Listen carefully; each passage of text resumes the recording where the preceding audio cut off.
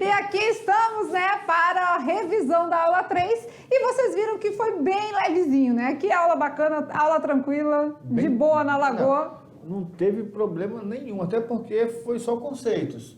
E assim, só que no exercício nós vamos na aplicação desses conceitos. E aí é quando entra aqueles detalhes. Sempre é possível, que a né? matemática traz ali, o aluno fala assim, ah, mas ele não explicou isso aqui. Ah, mas isso aqui eu não estudei, isso aqui eu não vi. São só detalhezinhos simples. Daqui a pouco vocês vão ter 15 minutos para bater cabeça. A gente vai na revisão e a revisão vai trazer já aquilo que a gente trouxe como instrução para vocês já irem montando os mapas mentais, aí, mapas conceituais, tá certo? Bora lá então revisar a aula 3. Olha lá, noções básicas de conjuntos. Bora ver. Conjuntos. E aí o conjunto, vocês já sabem, não é? É uma coleção de qualquer coisa.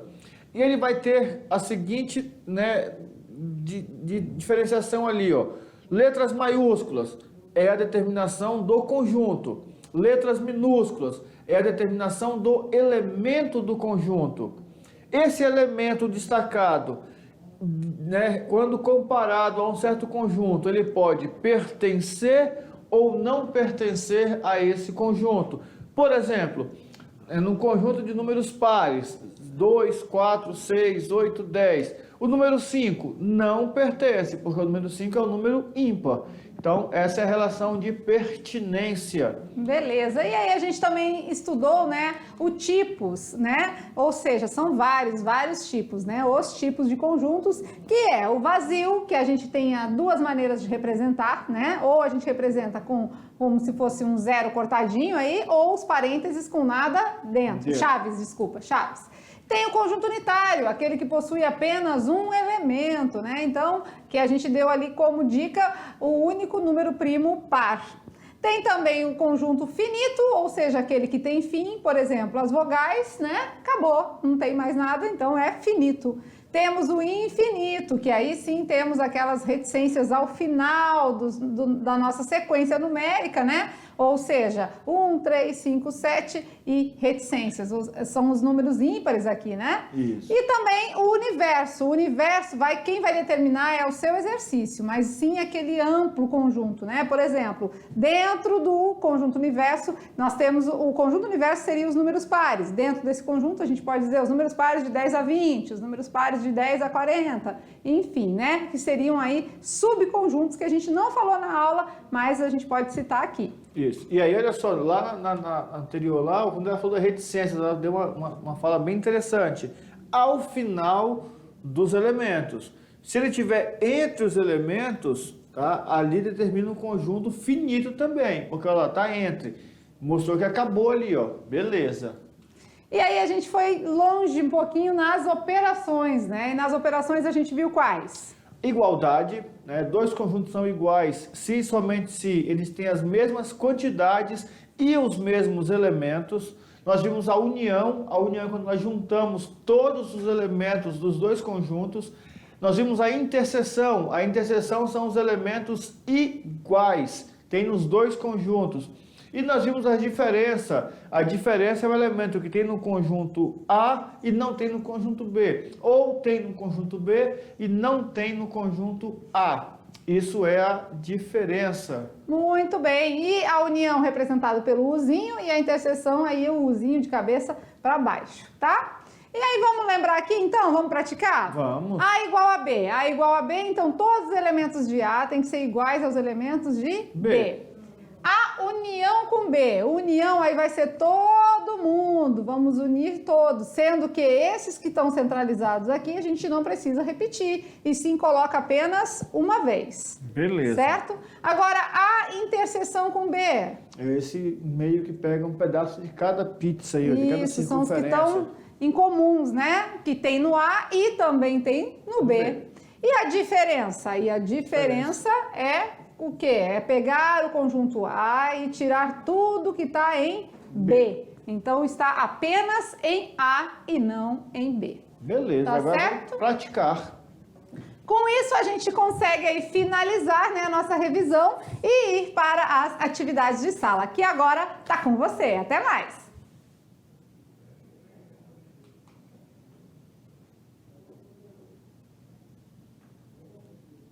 Estamos de volta à hora das correções das atividades e foi só tique de certo, porque olha, sem dificuldade, a aula maneira, a aula tranquilinha, tá tranquilo, tá favorável, tá tranquilo e tá favorável. Muito simples, muito fácil, né? Então, vamos corrigir? Vamos. Bora ver? Bora. Vamos lá, atividade de sala, tirando as dúvidas. Não tem dúvida nenhuma, mas vamos lá. Questão de número 1. Classifique os conjuntos abaixo em vazio, unitário, finito ou infinito. Conjunto A. X tal que X é um número natural par. E aí, número natural par, como é que a gente vai fazer? Fácil, né? Fácil? Fácil. Ixi, tem um só? Só um número natural par? Só? Nada. Olha lá, vamos começar. 2, 4, 6, 8. Vai para o infinito. Ixi, vai e para o além. infinito, né? Então, esse conjunto é Infinito. infinito. Beleza? Beleza. Letra B. X tal que X pertence aos reais e é o conjunto solução da equação x ao quadrado igual a menos 25.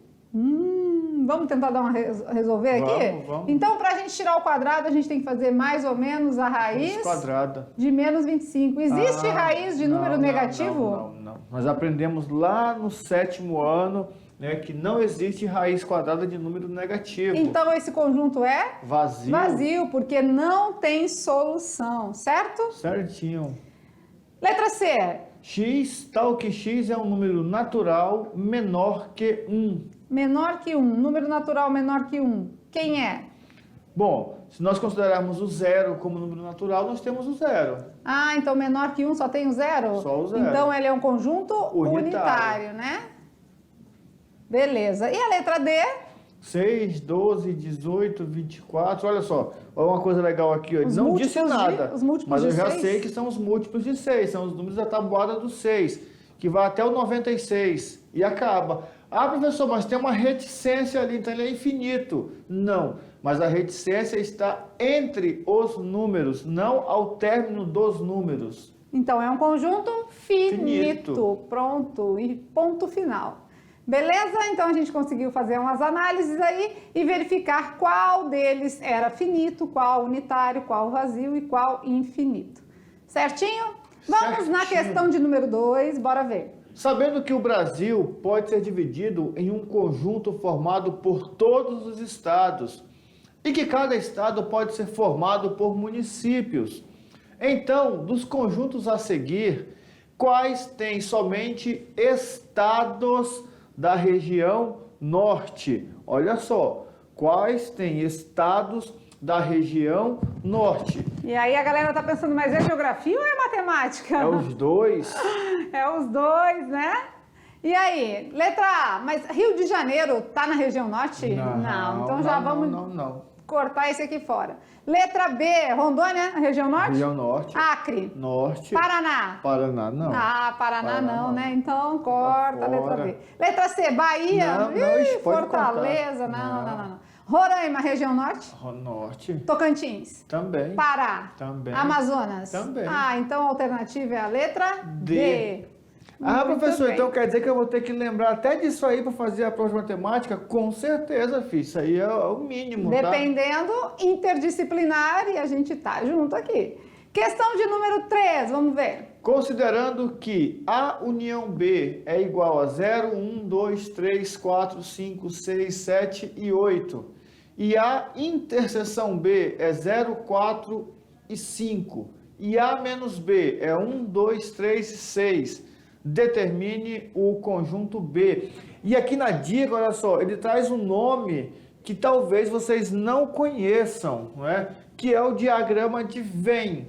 Diagrama de Venn é aquele diagrama que nós usamos na aula, tá? Com aquelas duas bolinhas. Talvez nós não tenhamos falado para vocês. Mas os meninos são tão aplicados que eles já foram, se é uma dica eu vou usar, né? E se eu vou usar, vou pesquisar. E o que é o diagrama de Venn? São essas duas bolinhas aqui. Ó, É as circunferências, né? E aí a gente tem o conjunto A, o conjunto B, né? Eu já sei que a interseção aqui, ó, a interseção é 0, 4 e 5. Então, eu vou colocar aqui no meio. Beleza. 0, 4 e 5. E aí essa dica é interessante, tá? Sempre começar preenchendo os conjuntos pela interseção, pelos elementos iguais. Aqui no meinho, né? Isso. Beleza. Tá, e aí agora ele disse que A menos B é 1, 2, 3 e 6? Isso. Então, ó, 1, 2, 3 e 6. É o A tirando tudo que tem no B, né? Ah, então aí dá para montar, tem um conjunto A todinho já, olha. Eu já tenho o A. O A vai ser quem? O 0, o 1, o 2, o 3, o 4, o 5 e o 6. Então tá fácil. Quem sobrou para o conjunto B? 7 e 8. 7 e 8, mas ele está querendo saber quem é o conjunto B. O meu conjunto B, então vai ser quem? O 0, 4, 5, 7 e 8, porque o meu conjunto B é esse aqui, ó. Isso, cuidado, tá? Se é uma questão de múltipla escolha e já caiu em concursos e também em vestibulares, né? Tem aluno que ia colocar lá como conjunto B somente 7 e 8. Não é só 7 e 8, é todo o conjunto B. Beleza, beleza. E aí, claro que a gente vai na questão de número 4, bora ver. Observe o diagrama de Venn abaixo. Tá lá o diagrama, olha lá. 1, 0, 1, 2 e 4, conjunto A. 2, 5, 7 e 11, conjunto B. E observem que lá fora tem um elemento, olha só, que não é de A nem é de B, mas que pertence ao universo. Professor, mas como que eu sei que pertence ao universo? Olha lá, ele está dentro desse retângulo aí, ó, que abrange os dois conjuntos A e B. Então, a pergunta é, da operação A união, abre parênteses, B menos A, o resultado é... E aí a dica é, né? Como se fosse uma expressão numérica, vamos começar dentro dos parênteses. Então, quem é B menos A? É o B tirando tudo que tem no A, ó. Então, é o B tirando tudo que tem no A. Então, é o 5, o 7 e o 11. E quem é? Agora eu vou unir isso, né? A união com B menos A. Ou seja, eu tirei A e agora eu vou unir com A? Isso. Beleza, né? Então quem vai ficar? A, todo A, união com B menos A. Vai ser 0, 1, 2, 4, 7, 5, desculpa, sequência aí.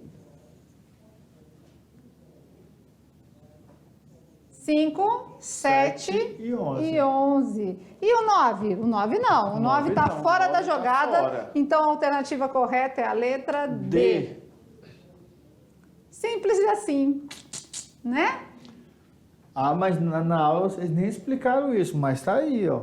Vai aparecendo, vai surgindo e vai fazendo a junção. E você já tem que saber resolver. Beleza, beleza. E se liga no Enem é uma dica. E de vez em quando vai acontecer aqui nas nossas aulas, tá? Fique ligado no tempo. E aí é interessante também que vocês já façam essa análise para as provas, né? As nossas avaliações. Geralmente no dia você vai ter 2 avaliações ou 3. Então você tem que ficar ligado com esse tempo, para não perder muito tempo em questões que podem, né, te fazer ali atrasar. Vamos então, no slide? Dá? Vamos lá no slide? No slide a gente vai falar a dica aqui junto com vocês, ó. Dá um espacinho aí, professor Maurício, dá uma chegadinha. Isso. Para cada questão, então no Enem são estimados aproximadamente 3 minutos, né? Mais ou menos, 3 minutos para a resolução de cada uma. Então, defina o tempo que você espera levar para resolver cada questão. Então, algumas são mais fáceis, outras são de nível médio e outras de nível difícil. Então, você que vai ter que dar essa dosada. E aí, vocês estão no primeiro ano, mas já fica a dica. Uma maneira de você aprender a controlar esse tempo é fazendo provas semelhantes, ou seja, fazendo simulados. E aí, olha só, mas como que sabe que são 3 minutos? Simples. Vamos imaginar a sua prova, né? Você vai fazer a prova e aí geralmente a prova é no terceiro tempo. O terceiro tempo é de 35 minutos. E a prova tem 5 questões. Então 35 dividido por 5 dá 7. 7 minutos por questão.